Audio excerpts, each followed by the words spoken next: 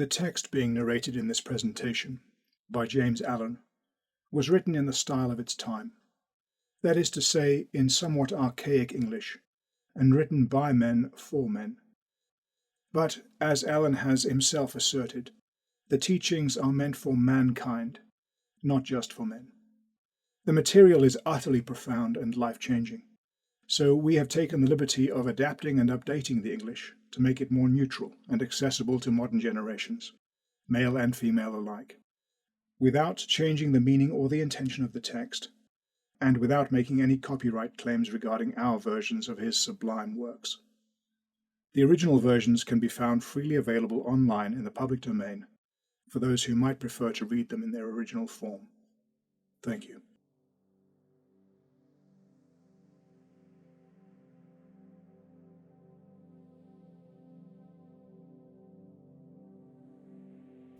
Christ and Conduct by James Allen.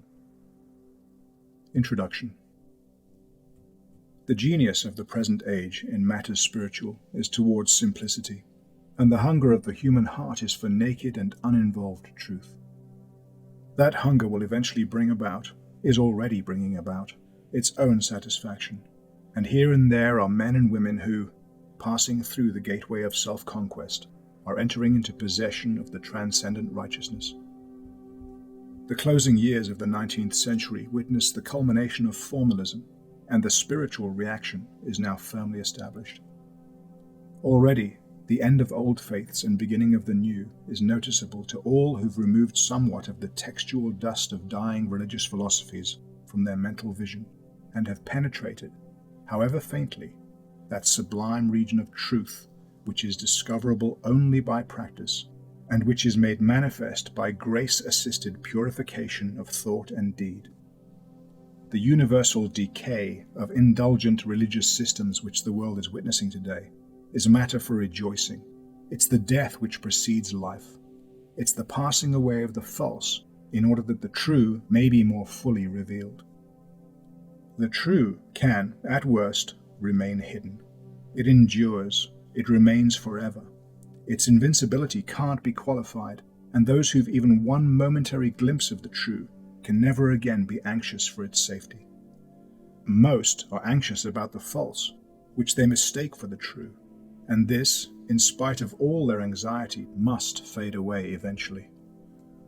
In the lives of all the great teachers, we see a manifestation of that universal truth, the majesty and splendor of which is as yet but vaguely comprehended by mankind, but which must, during the gradual transformation and transmutation which the accumulating ages will effect, at last become possessed by all.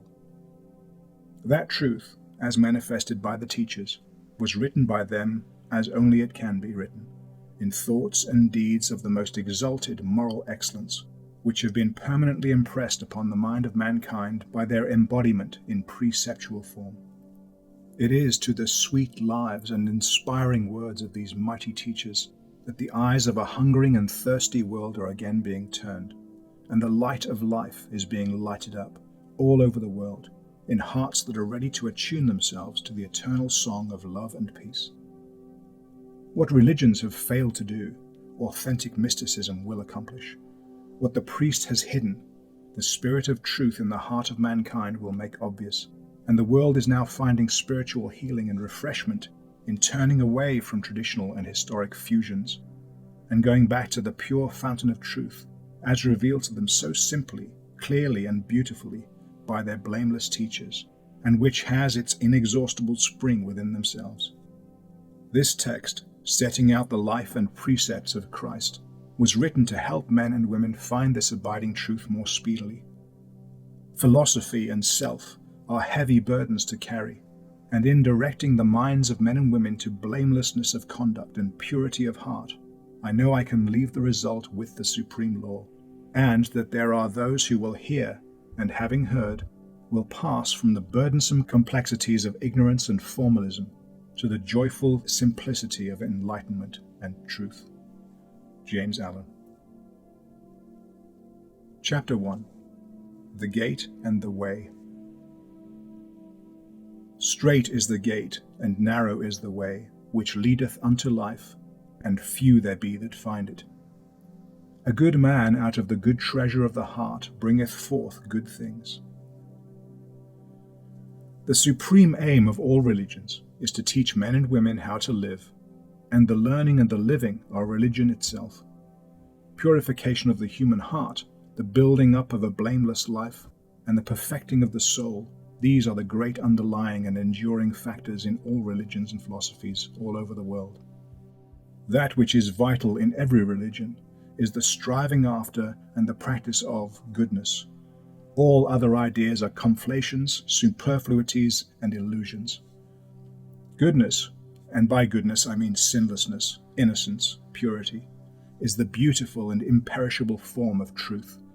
But philosophies and religions are perishable garments, woven of the threads of opinion in which men and women clothe it. One after another religions come and go, but truth, being life itself, endures forever. We ought to stop arguing over the clothing and focus on perceiving the universality and beauty of the inward form. In this way, we will become wedded to it, will become one with the supreme goodness. Truth is goodness. Goodness is truth. We know nothing higher than goodness. We can conceive of nothing more beautiful than goodness. Perceiving the perfect goodness, we call it God.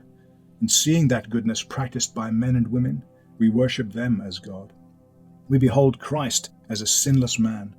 In him is the perfect goodness revealed, not obscurely and metaphysically, but in all his words and deeds. And it's by virtue of his sinlessness that he is accepted as an exemplar and universal teacher. The teachers of mankind are scarce. 1,000 years may pass without the advent of such a one. But when the true teacher does appear, the distinguishing feature by which he is known is his life. His conduct is different from that of other men, and his teaching is never derived from any man or book, but from his own life. The teacher first lives, and then teaches others how they may similarly live. The proof and witness of his teaching is in himself, his life. Out of millions of preachers, one only is ultimately accepted by mankind as the true teacher, and the one who is accepted in this way and exalted as such is he who lives. All the others are merely demonstrators and commentators, and as such they rapidly pass out of human awareness. Christ, the teacher, lived, in all its perfection and in the face of the most adverse conditions, the divine life of love. He pursued the true life of goodwill, as distinguished from the false life of self-seeking, which the majority choose to follow. In him there was no element of selfishness, all his thoughts, words, and acts being prompted by the spirit of love. To this spirit of love he so entirely subjected his personality that he became one with it, so much so that he literally became divine love personified. His complete victory over the personality was accomplished by obedience to the divine law of love within himself, by virtue of which he became divine, and his whole teaching is to the effect that all who practice the same obedience will realize the same divine life, will become consciously divine. The ceaseless humility, undying compassion, sweet forgiveness, and unending love and patience of Christ are the themes of 1,000 hymns, the subject of millions of heartfelt prayers. And this is so because those qualities are recognized everywhere and by all as being distinctively divine. To make the practice of these qualities the chief objective of life constitutes truth, and to continue to live in their selfish opposites, pride, condemnation, harshness, hatred, and anger, constitutes nihilism. Men and women everywhere, in their inmost hearts, though they may deny it argumentatively, know that goodness is divine, and Christ is worshipped as God, not for any claim he made, nor because of any miraculous circumstance connected with his life, but because he never departed from the perfect goodness, the faultless love. God is love. Love is God. Mankind knows no God except love manifesting in the human heart, and life in the form of stainless thoughts, blameless words, and deeds of gentle compassion and forgiveness. And we can only know this God to the degree that we have realized love in our own hearts by self-subjugation. The God which forms the subject of theological argument and whose existence or non-existence most are so eager to prove, is the God of hypothesis and speculation. Those who, by overcoming self, have found, dwelling within themselves, the supreme love, know that love is far beyond the reach of all selfish argument, and can only be lived, and they live, leaving vain argument to those who refuse to come up higher. Having by obedience entered into full possession of the divine life, Christ gave to the world certain spiritual rules, by the observance of which all could become sons of God, could live the perfect life. These rules or precepts are so simple, direct, and unmistakable that it's impossible to misunderstand them. They're so obvious and straightforward that even an uneducated child could grasp their meaning without difficulty. All of them are directly related to human conduct and can be applied only by the individual in their own life. To carry out the spirit of these rules in one's daily conduct constitutes the whole duty of life and lifts the individual into the full consciousness of their divine origin and nature, of their oneness with God, the supreme good. It's here, however, where the difficulty arises, for although there are millions of men and women worshipping Christ as God in a miraculous or metaphysical sense, there are really very few who believe in his precepts and who attempt to carry them out in their life. In the precepts themselves there can be no difficulty or misunderstanding. All this lies in the disbelief of those who read the precepts. Most don't carry out the precepts of Christ because they don't believe it's possible to do, and so they never try. Whilst there are others who, believing it possible and necessary to carry them out, aren't willing to make the personal sacrifices which those precepts demand. Yet without the earnest attempts to live out the teachings of Christ, there can be no true life. To merely call Christ Lord doesn't constitute discipleship, but to weave his words into the fabric of one's life, to put into execution his divine and self-perfecting precepts, this, and only this, constitutes discipleship.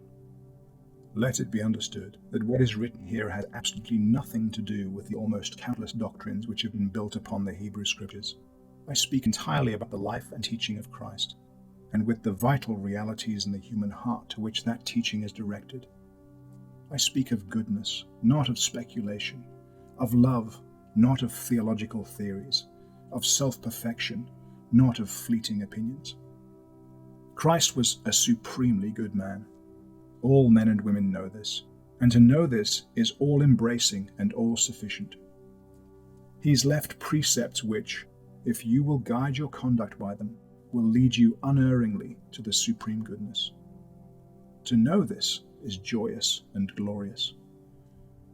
The good are the flowers of humanity, and to daily grow purer, nobler, more godlike, by overcoming our selfish tendencies, is to be continually drawing nearer to the divine heart. Those who would be my disciple, let them deny themselves daily, is a statement which none can misunderstand or misapply. However, they may ignore it. Nowhere in the universe is there any substitute for goodness, and until a man or woman has this, they have nothing worthy or enduring. There is only one way to the possession of goodness, and that is to give up all and everything that is opposed to goodness. Every selfish desire must be eradicated. Every impure thought must be given up. Every firmly held opinion must be sacrificed. And it's in the doing of this that constitutes the following of Christ. That which is above all philosophies, beliefs, and opinions is a loving and self-sacrificing heart. The life of Christ is a demonstration of this truth, and all his teaching is designed to bring about this holy and supreme realization. To dwell in love always and towards all is to live the true life, is to have life itself. Christ lived this way, and all men and women may so live if they will humbly and faithfully carry out his precepts. So long as they refuse to do this, clinging to their desires and passions and opinions, they can't be ranked as his disciples. They are the disciples of self. Verily, verily, I say unto you, whosoever committeth sin is the servant of sin, is the searching declaration of Christ. We ought to stop deluding ourselves with the belief that we can keep our bad tempers, our lusts, our harsh words and judgments, our personal hatreds, our petty arguments and favorite opinions, and also have Christ. All that divides us from each other and from goodness has nothing to do with Christ, because Christ is love. To continue to commit sin is to be a doer of sin, a follower of self, and not a doer of righteousness and a follower of Christ. Sin and Christ are mutually exclusive, and those who accept the Christ life of pure goodness no longer sin. To follow Christ means to give up all in our mind and conduct that goes against the spirit of love, and this, we will find as we proceed, requires complete self-surrender, refusing to entertain any thought that is not pure, compassionate, and gentle. The Christ spirit of love puts an end not only to all sin, but to all division and contention. If I contend for an opinion, say, about the divinity of Christ, against the opinion of another as to his non-divinity, I at once create division and conflict, and depart from Christ, the spirit of love. When Christ is disputed about, Christ is lost. It's no less selfish and sinful to cling to opinion than to cling to impure desire. Knowing this, the good give themselves up unreservedly to the spirit of love, and dwell in love towards all, contending with none, condemning none, hating none, but loving all, seeing behind their opinions, their philosophies, and their sins, into their pained suffering and sorrowing hearts. Those that love their lives will lose it. Eternal life belongs to those who will obediently give up their petty, narrowing, sin-loving, conflict-producing personal self, because only by doing so can they enter into the large, beautiful, free, and glorious life of abounding love. Here is the path of life. For the narrow gate is the gate of goodness, and the narrow way is the way of renunciation, or self-sacrifice. So narrow is the gate that no sin can pass through, and so narrow is the way that those who attempt to walk it can take no selfish thought with them as their companion. Chapter 2. The Law and the Prophets. Therefore all things whatsoever ye would that men should do unto you, do ye even so to them, for this is the law and the prophets. If thou wilt enter into life, keep the commandments. The commandments and precepts of Christ were given to men and women to be kept. This is so simple and self-evident a truth that it shouldn't be necessary to state it. Yet, even though Christ's precepts have been with the world for over 2,000 years, this necessity not only exists, but is very great. So widespread is the belief that the tasks embodied in the precepts are not only utterly unworkable, but altogether impossible of human accomplishment. This belief in the possibility of carrying out the divine commands is the primary delusion, due to ignorance, in which men and women are caught, and it's impossible for any man or woman to comprehend spiritual things until they destroy this delusion. The words of Christ are the direct outcome of an intimate knowledge of divine law, and his every utterance is in harmonious relationship with the eternal substance. This men and women find as they mold the spiritual life contained in those words into their own lives, that is, as they succeed in living the precepts. Let's now examine these precepts and see how they're to be carried out, and what they imply and involve. Most of them are embodied in the Sermon on the Mount, and all of them are directly related to individual conduct, so that there are only two possible ways of dealing with them, namely, to practice them or to ignore them.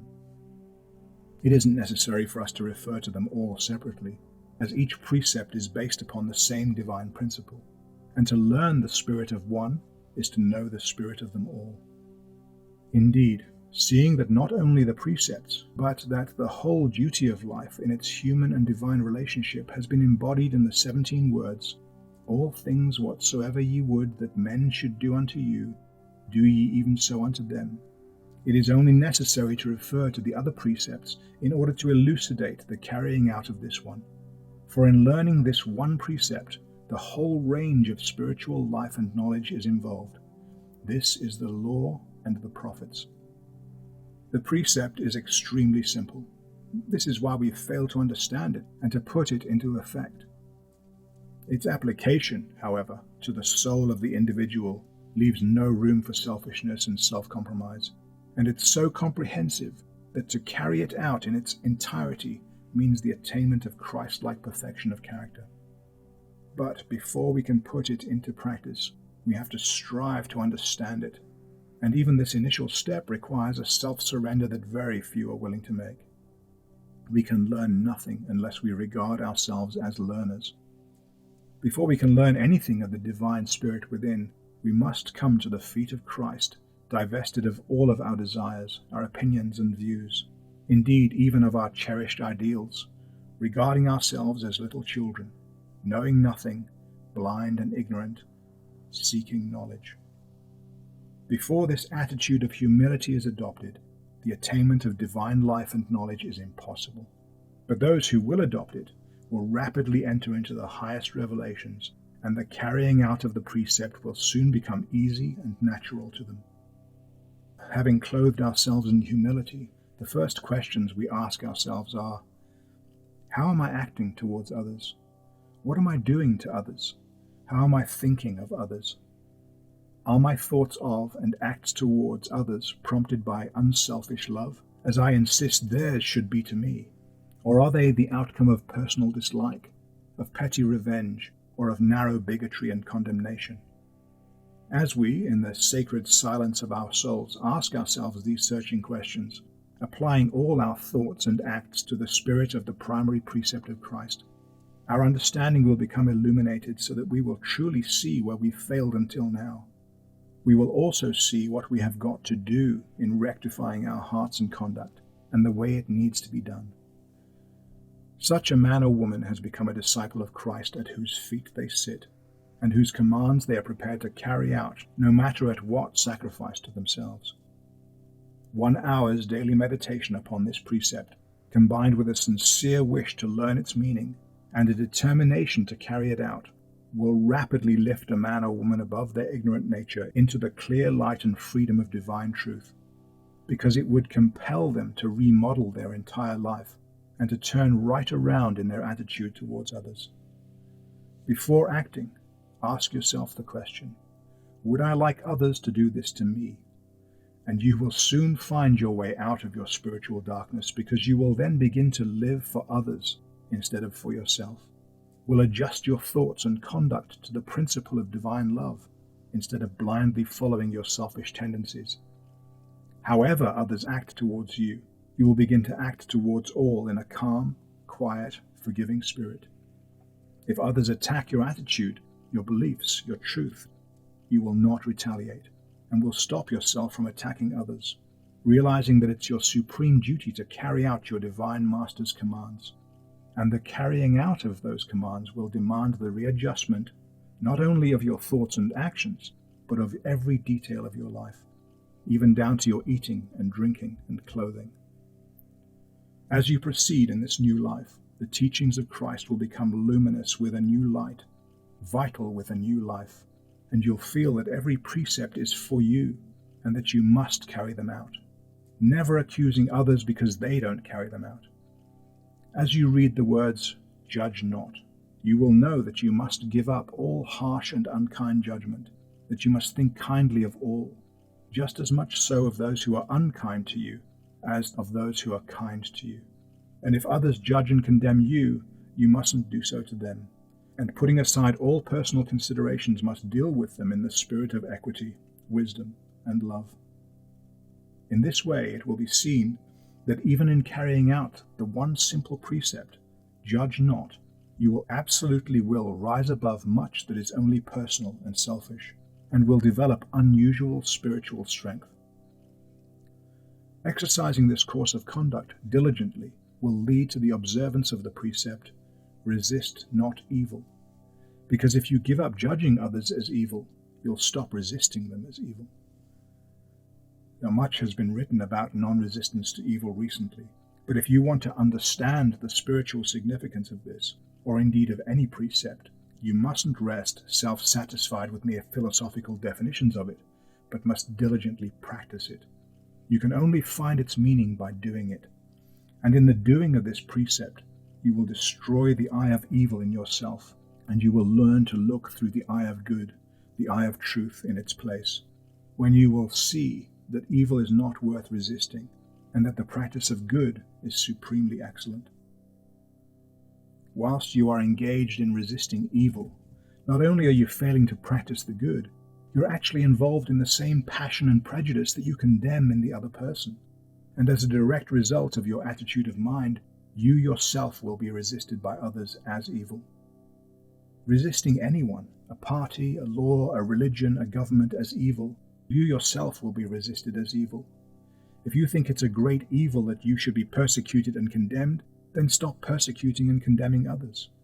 Turn away from all that you've regarded as evil until now, and begin looking for the good, taking passion, resentment, and retaliation out of your heart, and you will very soon see what you've been resisting as evil all along has no existence as such, and that it's only an exaggerated and illusory reflection of the passion and foolishness that were within you yourself.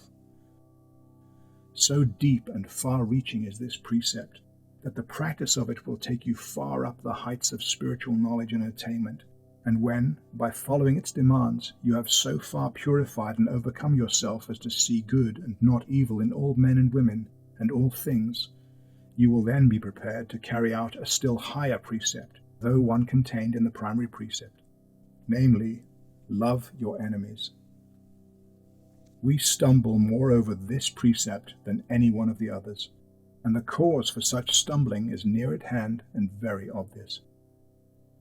It's to be expected that those who regard fighting, retaliation, and hatred towards their enemies as indications of nobility of character would look upon this precept as not only unworkable, but a very foolish command.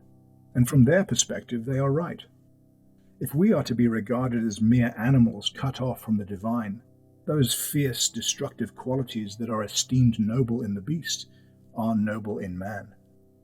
To those who subscribe to this idea, living in their animal qualities and instincts, meekness, forgiveness, and self-denying love appears to be cowardice, effeminacy, and weak sentimentality. However, if we recognize certain divine qualities in ourselves and others, more active in some than others, but possessed by all to some degree, such as love, purity, compassion, reason, wisdom, etc., which lift us above the animal, then the precept, love your enemies, not only appears workable, but is seen to represent the rightful and legitimate state of mankind. To those, therefore, who say, this is an impossible precept, I would say, you are right. To you it's impossible, but it's only your disbelief in the effectiveness of those qualities that constitute goodness, and your belief in the power of the animal forces that make it so. Reverse your attitude of mind, and the impossibilities will fade away. No one who isn't willing to renounce their animal nature can carry out and understand this precept. Those who would find the Christ, the pure spirit of truth, must stop warping and blinding their spiritual vision by flattering their feelings and passions. The source of all hostility within yourself must be destroyed. Hatred, when it's merely called dislike, is nonetheless hatred. Personal aversions, however natural they may be to the animal in you, can have no place in the divine life. Nor can you see spiritual things or receive spiritual truths while your mind is involved in malice, dislike, animosity, revenge, or that blind egotism that thinks, I, in my opinion, am right and you are wrong. The keeping, then, of the commandment, love thy enemies, requires the removal from the heart of all hatred and egotism, and as this is accomplished, the principle of divine love, which is unchangeably the same towards all, the just and the unjust, the sinful and the saintly, takes the place in the consciousness of those violent animal and personal loves which are continually changing and coming and going, and which are inseparably linked with their opposition of violent hatred. It's impossible to love your enemies whilst living in the animal personality, because that personality's very nature is of blind love and hatred. It's only by deserting the personal elements that the impersonal divine love, which doesn't alter with the changing attitudes of others, is found, and can become the dominating factor in one's conduct. And when that is done, the disciple realizes that their true nature is divine. To love, then, which enables you to deal kindly with your enemies and to do to others as you would like others to do to you, irrespective of their attitude of mind, is not an emotion, impulse, or preference, but a state of divine knowledge arrived at by practice. And as this knowledge is perfected in the mind, the eternal principles of the divine law of which the prophets spoke and on which they stood are understood and comprehended. If you will keep the precepts of Christ, you will conquer yourself and will become divinely illuminated.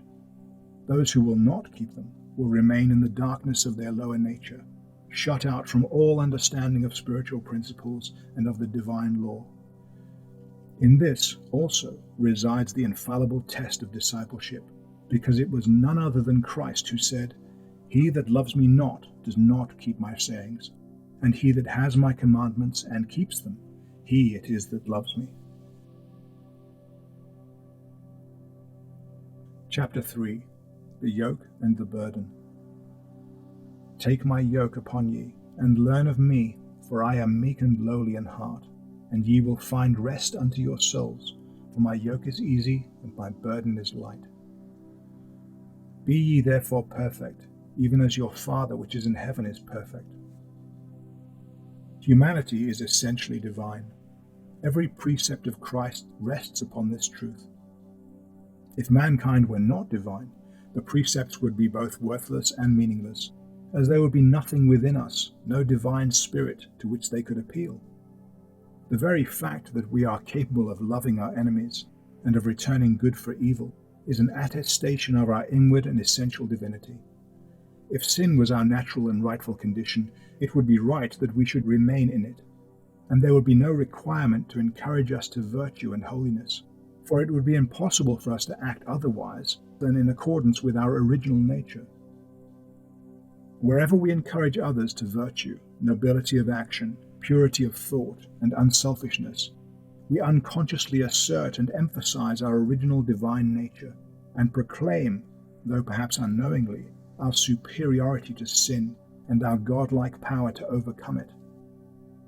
However, we've lived in the habits of sin for so long that we've come to regard ourselves as native to it, and as being cut off from the divine source, which we believe to be outside and away from us. And so we've lost the consciousness and the knowledge of our own divinity, of our essential oneness with God, the Spirit of good. Humanity at present is in the position of the prodigal son, wandering in the far country of sin, and attempting to live upon the swinish husks of base desires and false beliefs.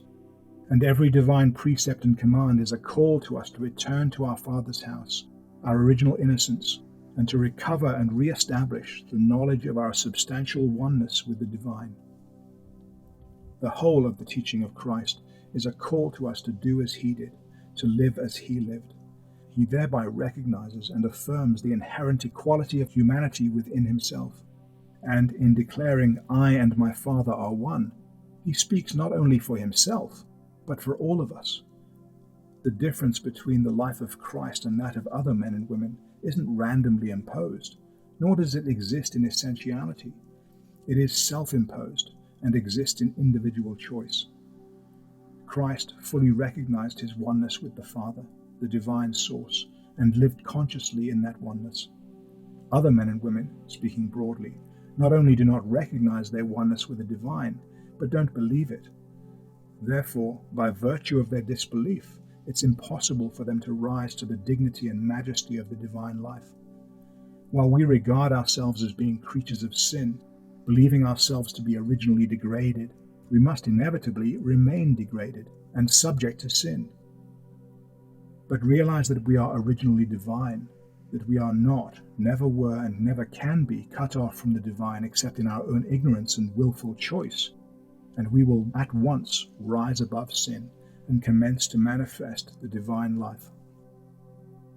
We are primarily spiritual beings, and as such are of the nature and substance of the eternal Spirit, the unchangeable reality which we call God. Goodness, not sin, is our rightful condition.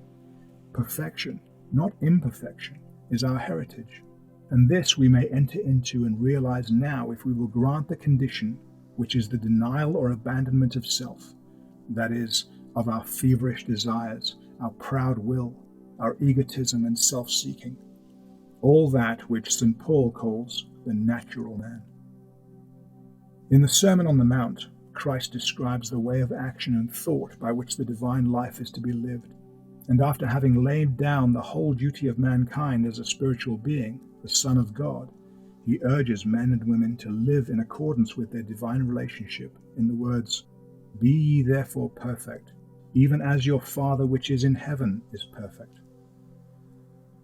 In sounding this high call to perfection, Christ, far from commanding an impossibility, merely urges men and women to live their true life of divine perfection and to give up their false life of self-seeking and sin. The yoke which Christ calls upon men and women to take upon themselves is the yoke of obedience. Obedience to the divine nature which is in all of us, no longer obeying the lower desires and impulses. And the burden is the burden of a sinless life. Such a yoke is easy because it entails no suffering, and such a burden is light because it's relieved of the weight of sorrow, anxiety, and fear. It's the life of self-seeking which is so uneasy, while the burden of sin, even the mildest forms of sin, is heavy and tedious. To know the truth of this, you only have to look around upon the world and then within your own soul. Christ recognized the divine in all men and women, even those called evil, and he emphasized it and reiterated it. The idea of us being innately degraded, lost creatures, incapable of lifting ourselves to the heights of goodness and righteousness, enters nowhere into the words, conceptions, or teachings of Christ. On the other hand, the whole of his teaching affirms and emphasizes our innate goodness and our unlimited capacity for practicing goodness. When he says, "Condemn not, and ye will not be condemned. Forgive, and ye will be forgiven. Give, and it will be given unto you. Good measure, pressed down, shaken together, and running over will men and women give into your bosoms." He clearly tells us that if we will only put away all resentment and treat others with kindness, forgiveness, and gentle consideration, we will then find that we are so intrinsically good that others will heap kindnesses upon us in abundance. If you want to find how good at heart men and women are, throw away all of your ideas and suspicions about evil in others, and find and practice the good within yourself. Christ also speaks of the righteous and those who hunger and thirst for righteousness, of the meek, the merciful, the pure in heart, and the peacemakers, and declares that all such are blessed. He draws our attention to the fact that those who regard themselves as evil are so far from being evil that they know how to give good gifts to their children, and that even the publicans and sinners return love for love. His testimony to the transparent innocence of little children seems to have been overlooked and ignored by those who call themselves his followers, and in all his references to and treatment of the fallen, he looks behind and away from the surface defilement, which most others regard as the real man or woman and focus on exaggerated enormity, and sees and elicits and encourages the divine beauty and goodness hidden away under the accumulation of sin and ignorance. He speaks of sinners as captive and blind, and that it was his mission to preach deliverance and restore sight, clearly indicating that sin is foreign to mankind, and that sinlessness is our true state.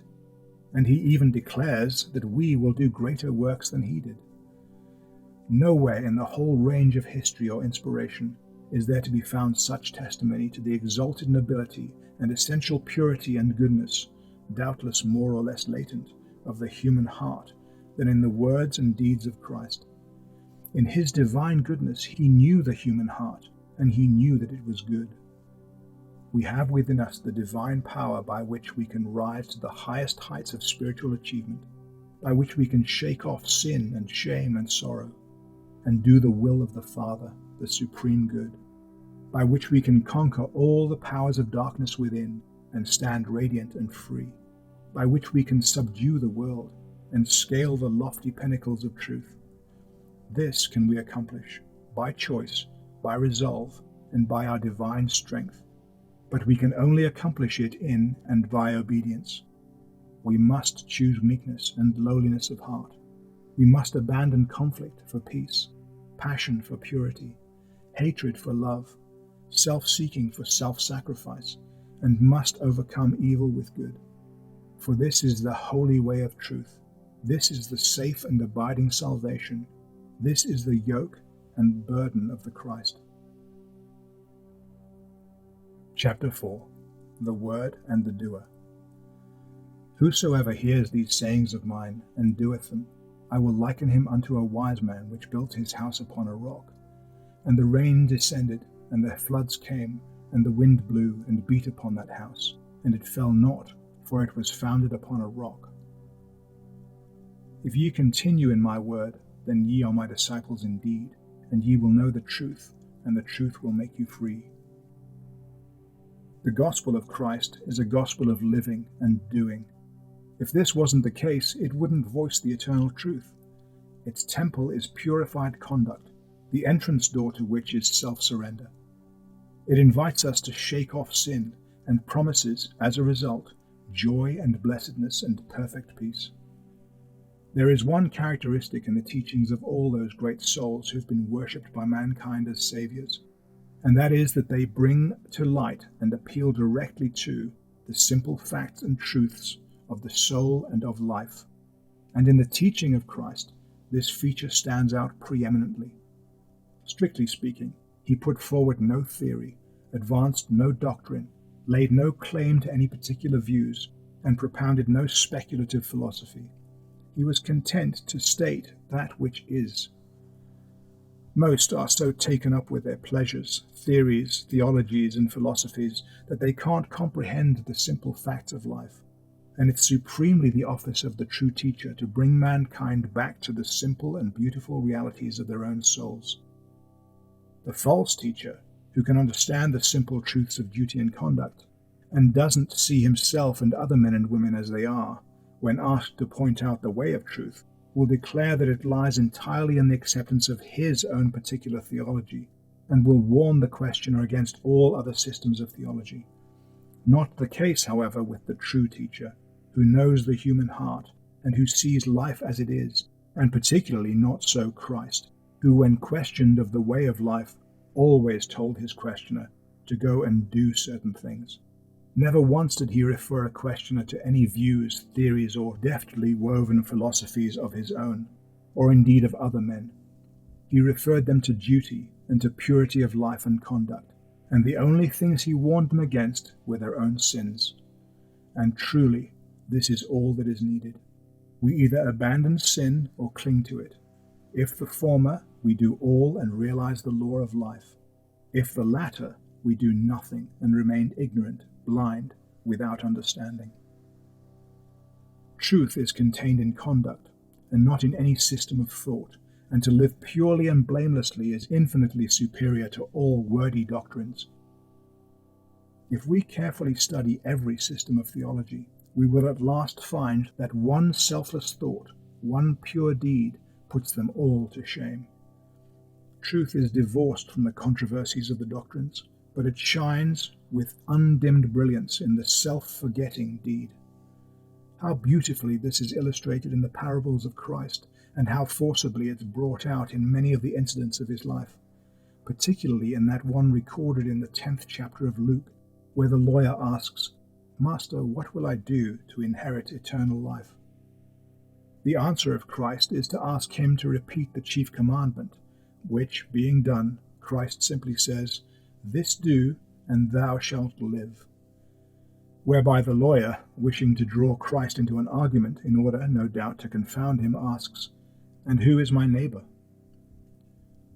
We then have the incomparable parable of the Good Samaritan, where Christ shows in the simplest language and imagery, yet forcibly and unmistakably, that religious observances are so many vain and useless burdens unless accompanied by good deeds, and that the so-called worldly man who does unselfish deeds has already found eternal life, while the so-called religious man who shuts up his soul against mercy and unselfishness is shut out from life. To grasp the full force of this parable, it's necessary to bear in mind that the priests and the Levites were regarded by the Jews as being highly favored and chosen of God, whereas the Samaritans were regarded as being entirely outside the pale of salvation. Christ recognized no religion outside of conduct, and truly there is none. Pure goodness is truth, and outside it there is no religion. There are countless doctrines, and there is much conflict and heated controversy, but you are only truly religious when you succeed in rising above this and these, and reach that loving place in your heart where all hateful distinctions are burnt away by the pure flames of compassion and love. And in this divine place Christ stood, and he calls other men and women there to receive rest and peace. That Christ was meek and lowly and loving and compassionate and pure is very beautiful, but it's not sufficient. It's necessary that you also should be meek and lowly and loving and compassionate and pure. It's inspiring to know that Christ subordinated his own will to the will of the Father, but it's not sufficient. It's necessary that you too should likewise subordinate your will to that of the overruling good. The grace and beauty and goodness that were in Christ can be of no value to you, can't be understood by you, unless they're also in you. And they can never be in you until you practice them, because unless you do them, practice them, as far as you are concerned, the qualities that constitute goodness do not exist. To adore Christ for his divine qualities is a long step towards truth, but to practice those qualities is truth itself. And those who truly adore the perfection of another will not rest content in their own imperfection, but will fashion their souls after the likeness of that other. To us and to all there is no sufficiency, no blessedness, no peace to be copied from the goodness of another, not even in the goodness of God, not until the goodness is done by us, not until it is by constant effort incorporated into our being, can we know and possess its blessedness and peace by virtue of grace. Therefore, those of you who adore Christ for his divine qualities, practice those qualities yourself, and you too will be divine.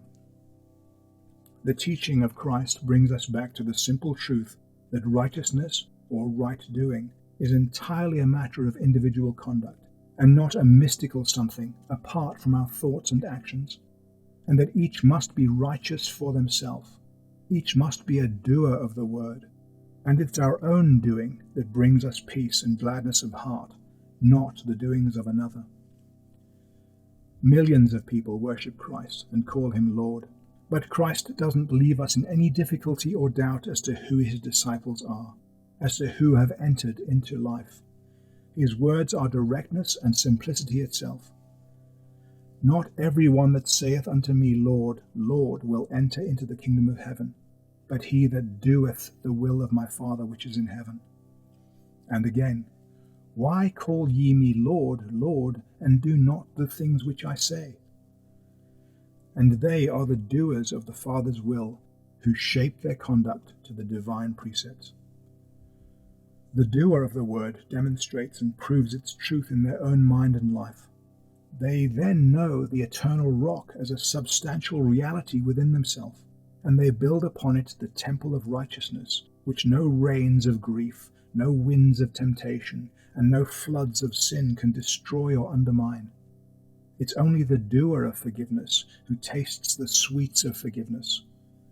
It's only the one who practices love and mercy and righteousness who receives into their heart the overflowing measure of their blessedness, and none but the one who dwells in peace towards all can know the boundless and immeasurable peace.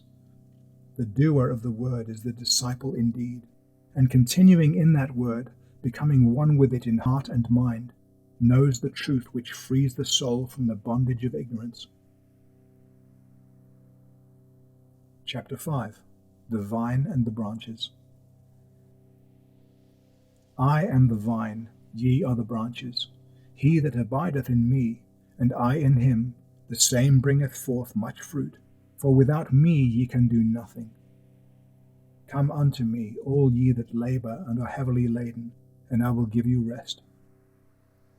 The Christ is the Spirit of love, which is the abiding and indwelling reality in us.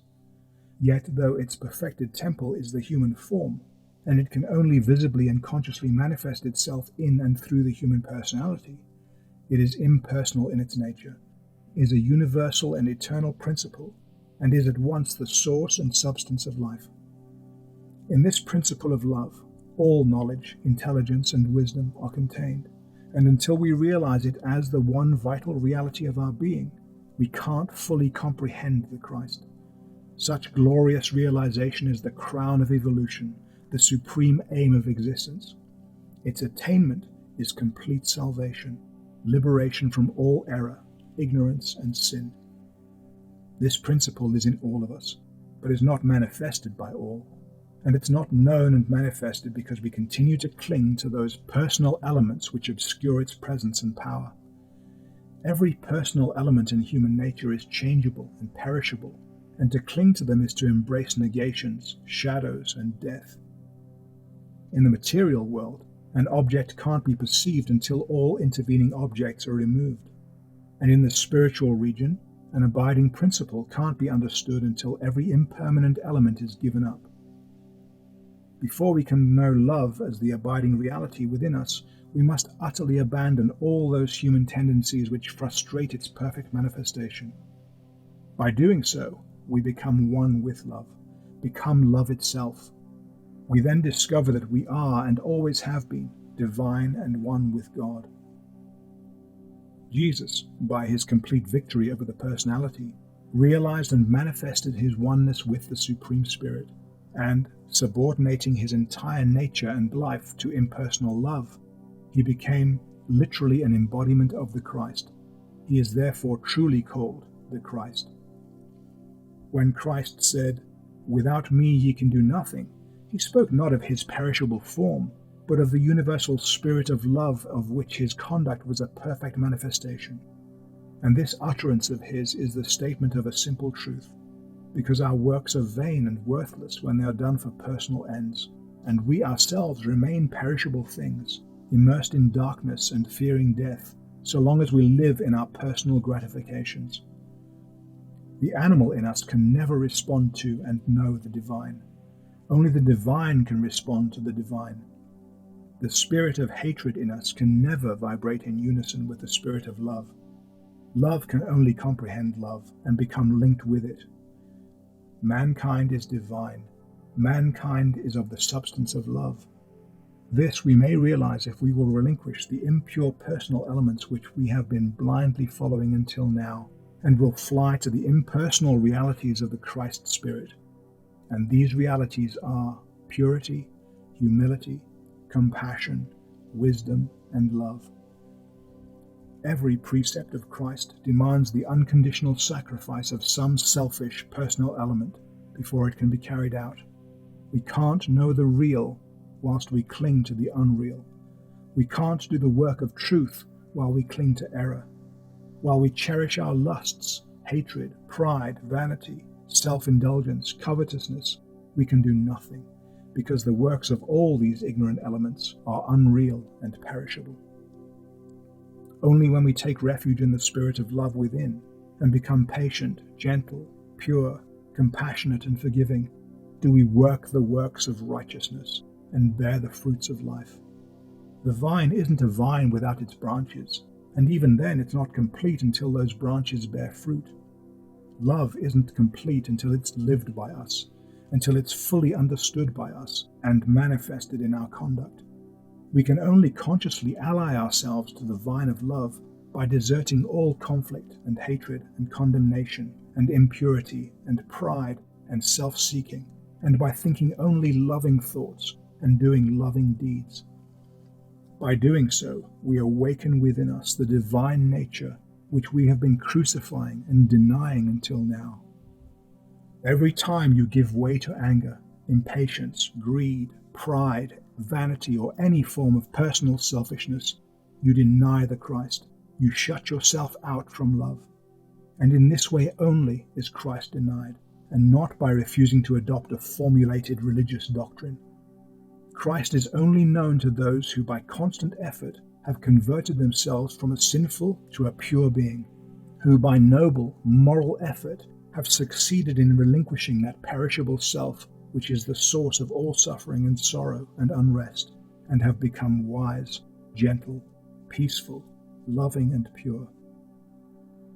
Our only refuge from sin is sinless love, flying to it and living in it, and abandoning all else as impermanent, unreal, and worthless, daily practicing love towards all in heart and mind and deed. Harboring no unkind or impure thoughts, we will discover the imperishable principles of our being, enter fully into the knowledge of our oneness with eternal life, and receive the never-ending rest. Chapter 6. Salvation this day. This day is salvation come to this house. Behold, the kingdom of God is within you.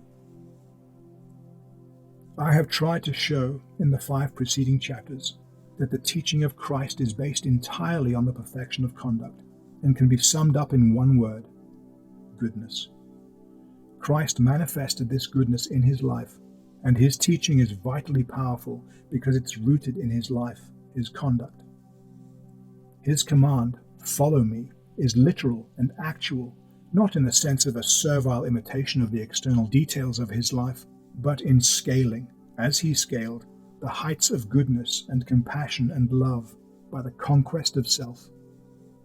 The glory of his teaching is embodied in his precepts, as the splendor of his life is wrapped up in them, and those who adopt those precepts as the guides of their life will so perfect their conduct by purifying the inward springs of thought and action as to become a spiritualized and sinless being, fulfilling the whole duty of life and the purpose of existence. Here also is contained complete salvation, namely freedom from sin. The word salvation is only mentioned by Christ twice, and only one of these utterances, that to Zacchaeus, can be said to have any vital significance for us. Yet in that one brief statement, we're fully enlightened as to its meaning by virtue of its pointed application to the altered conduct of Zacchaeus. This man, we infer, had up to now been hard, exacting, and grasping, but though he had not yet seen in person the new teacher, the message had still reached his ears, and he had opened his heart to the good news that we can and should repent and abandon selfish and sinful practices for good and sinless conduct. And this he had done, and, having proved its blessedness, no wonder that when Christ came to his house he received him joyfully, and told him how he had abandoned wrongdoing for right doing, evil for good, the selfish for the unselfish life. Christ didn't inquire into Zacchaeus' religious views, didn't impose any change of view or opinion on him, didn't demand that he believe anything about Christ as being the Messiah, the Son of God, etc. Zacchaeus had, with the aid of grace, changed his conduct, had completely turned around in his attitude towards others, had abandoned greed for generosity, extortion for charity, honesty for dishonesty, selfishness for unselfishness, evil for good, and this was sufficient, as Christ declared in the words, "This day is salvation come to this house." The only salvation recognized and taught by Christ is salvation from sin and the effects of sin, here and now. And this must be old selfishness, the old life of self, in any or every shape.